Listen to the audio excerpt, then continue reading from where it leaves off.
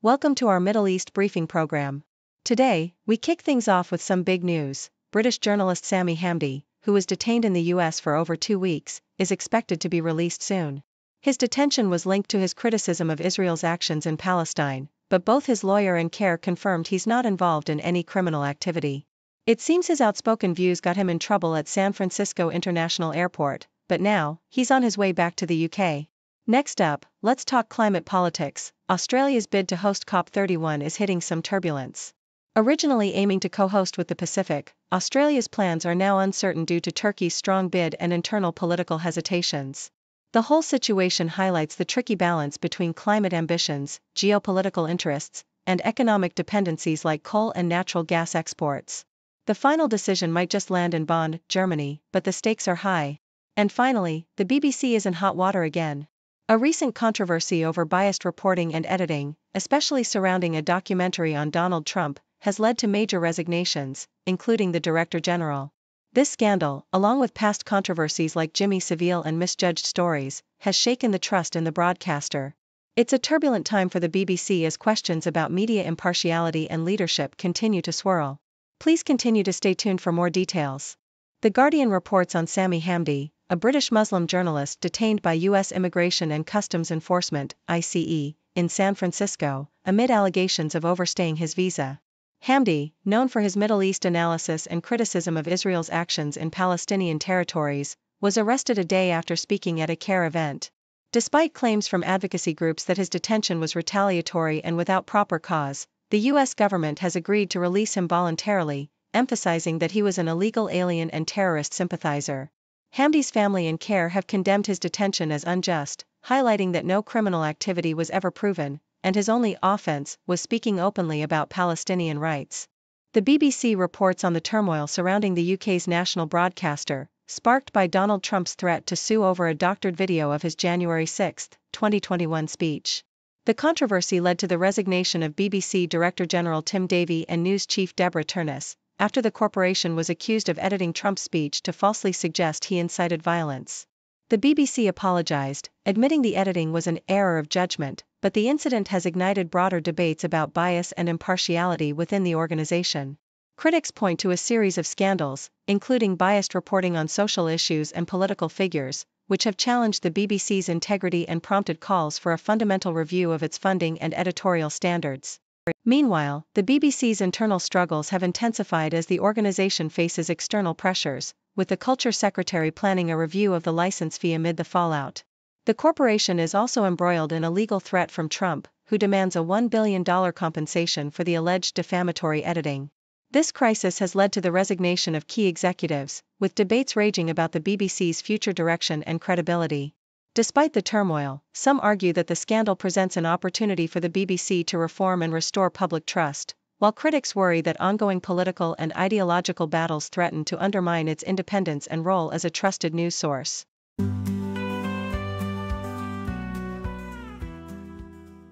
From the South China Morning Post, the BBC's history of scandals is a turbulent saga of leadership upheavals, each revealing the broadcaster's ongoing struggle to maintain its integrity amid controversy.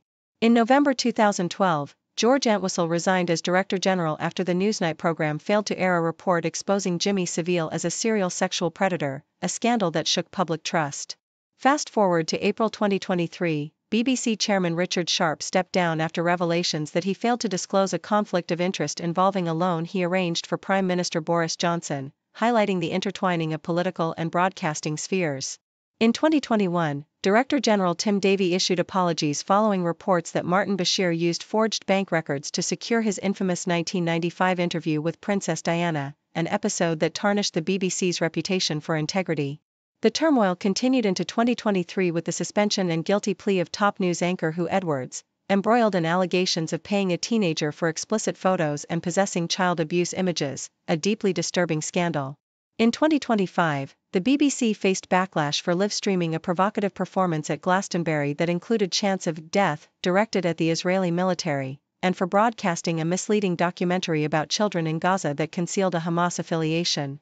The year culminated in the resignation of Tim Davie and Deborah Turness after the airing of a doctored Trump speech that falsely suggested he urged supporters to fight violently, underscoring the ongoing challenge for the BBC to uphold impartiality and truthful reporting amidst mounting scandals. The Washington Post reports that President Donald Trump publicly criticized Georgia Congresswoman Marjorie Taylor Greene for her recent comments about his foreign policy priorities. Greene had voiced her belief that Trump was spending too much time on international affairs and should instead focus on domestic issues like inflation, which she argued was not being adequately addressed by the administration. Trump responded sharply, claiming Greene had lost her way and suggesting her views were misguided, emphasizing his belief that a president must consider global stability to prevent wars and crises from reaching American shores. Trump defended his foreign policy focus by asserting that he has already tackled inflation and that his approach is necessary to safeguard the nation's security, even as critics within his party question whether his emphasis on international matters detracts from pressing domestic concerns like rising living costs. CNN highlights that David Saleh, a Canadian-Hungarian-British author, has won the prestigious Booker Prize for his novel Flesh, which explores the life of a man named Istvan across decades, emphasizing the unspoken and overlooked aspects of ordinary existence. Saleh's work was praised for its sparse yet revealing style, capturing the physical and emotional experience of life through a protagonist whose most common response is a simple "okay," leaving much to the reader's imagination. The judges, including Irish writer Roddy Doyle, lauded Flesh for its focus on a working-class man often ignored in fiction, offering a nuanced portrait of a life filled with unspoken struggles and quiet resilience. Saleh, who has been a finalist before, was celebrated for his daring narrative choices, which left gaps in the story, such as periods of incarceration and wartime service, challenging critics to interpret the unexpressive central character and the novel's minimalist style. South China Morning Post reports on Saleh's victory at the Booker Prize, emphasizing the significance of his novel, Flesh, in the context of contemporary literature. The ceremony in London marked Saleh's triumph over other notable finalists, including Andrew Miller and Kiran Desai, with the panel praising his work for its unflinching portrayal of a man's physical and emotional existence. Doyle's remarks underscored the novel's focus on a marginalized, working-class individual, inviting readers to look beyond surface appearances and understand lives often overlooked. Saleh's background, born in Canada, raised in the UK, and living in Vienna, adds an international dimension to his literary voice. His win continues the tradition of the Booker Prize elevating authors who challenge conventional storytelling, and his novel's minimalist style has sparked both admiration and frustration among critics, who appreciate its subtlety and depth.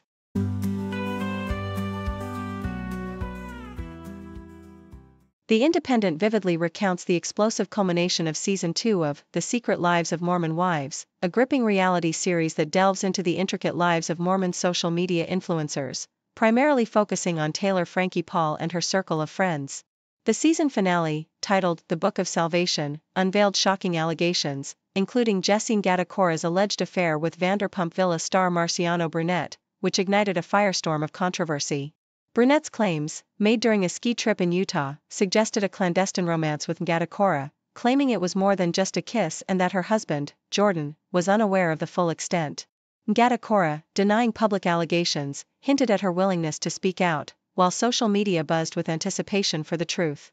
The season also exposed internal strife, notably Demi Engelmann's failed attempt to oust Taylor Frankie Paul as the group's leader, culminating in a dramatic confrontation where most cast members sided with Frankie Paul, leaving Engelmann on the outs. Despite her absence from the reunion, Engelmann is set to return for Season 3, promising more fiery exchanges and revelations. BBC's report shifts focus to a different kind of story, Hannibal Gaddafi's release from Lebanese detention after nearly a decade. The youngest son of Libya's deposed dictator Muammar Gaddafi, who had been held without trial since 2015, was accused of concealing information about the disappearance of a Lebanese Shia cleric, Musa al-Sadr, in Libya in 1978. Human rights groups condemned the charges as unfounded, emphasizing the arbitrary nature of his detention. Gaddafi's lawyer described his release after a reduced bail as the end of a harrowing 10-year ordeal, with plans for him to leave Lebanon for an undisclosed destination. His detention, marked by a brief abduction in Lebanon and subsequent house arrest in Oman, underscored the lingering tensions between Libya and Lebanon over the mysterious disappearance, which remains a sensitive and unresolved issue rooted in decades-old political conflicts. Yahoo US narrates a historic diplomatic breakthrough as Syria's President Ahmed al-Shara visits the White House, a first for a Syrian leader in decades. Once considered a wanted terrorist by the US, al-Shara's visit signifies a dramatic shift in US-Syria relations, facilitated by the easing of sanctions and a new government led by former rebels who overthrew Bashar al-Assad. The meeting with President Donald Trump symbolizes a potential thaw in diplomatic relations, with the U.S. encouraging the repeal of harsh sanctions that have isolated Syria economically. Al-Shara's recent diplomatic tour, including stops in Moscow and Saudi Arabia, highlights a strategic effort to re-engage Syria on the international stage, reflecting a significant turnaround in U.S. foreign policy and a move towards diplomacy after years of hostility.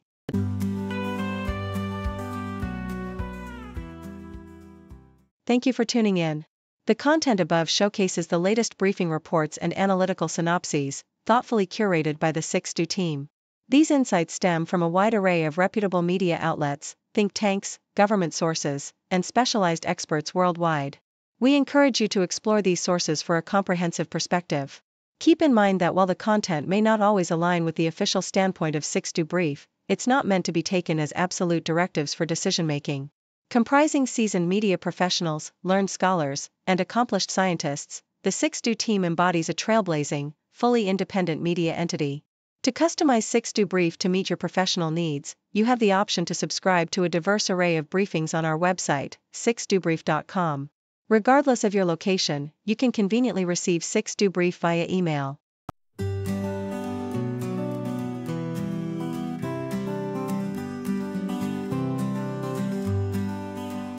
Got a question in your mind, we'll find the answer, we'll be kind. Encyclopedia on everything, laugh and learn with the zing, zing, zing. From ends to outer space, we've got the facts in one great place. For kids and grown-ups too, we've got the A to Z for you.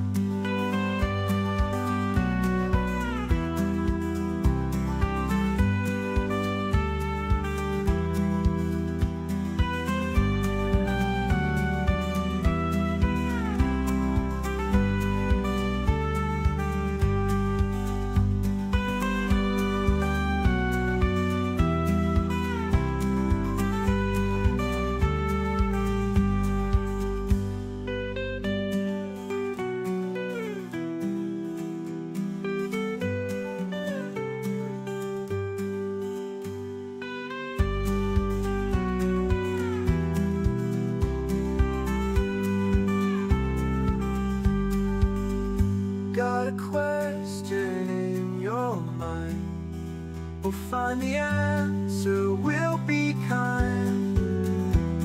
Encyclopedia on everything, laugh and learn with the zing, zing, zing. From ends to outer space, we've got the facts in one great place. For kids and grown-ups too.